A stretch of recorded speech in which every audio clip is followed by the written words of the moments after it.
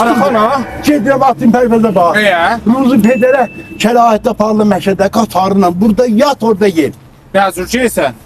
Qatarla ki Ruzi pedərdə də gedirəm müftə bax müftə. Və sənin uşağın yoxdur gətirib yazdısı. Uşağımı neyinəm uşaq yazıq yazdığını sabah deyəcək ki, adın sənə məşədə parmışdım. Mənə də malı çox verib məşədə bilet aldım, yolladım. Minnət vuracaq. Toyda da deyəcək yazdı. Siqar pulum da bayda 3 gram verirəm siqara. 1 milyon 700. 1 milyon 700. Bəli.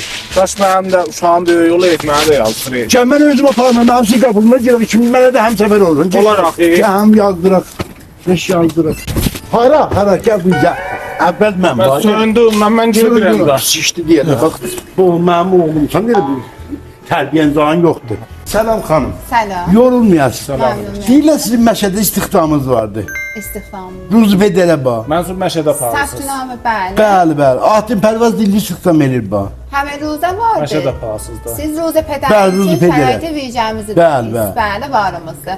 2 nəfər bizi yazın da ora. Bəli. Şəraiti nə cürdür ora?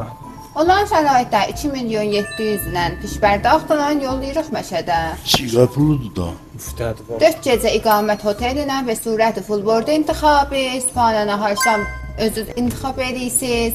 Bəli, çahar təxtə qatarına, səbzə nomi. Yeyib içmək də verirsiniz. Bəli. Qatarda yata bildik da. Rahat olun. Yeyib içmək də versin. Nə qədər çıxasabadır. Mən aparım səndən. Bəli 2 nəfər bizi istihdam edin. Kartınızdır. Kartını buyur. Kartı suxd olar. Ver. Fərq eləməz. Əyləşin işləsin. Çox məmnun.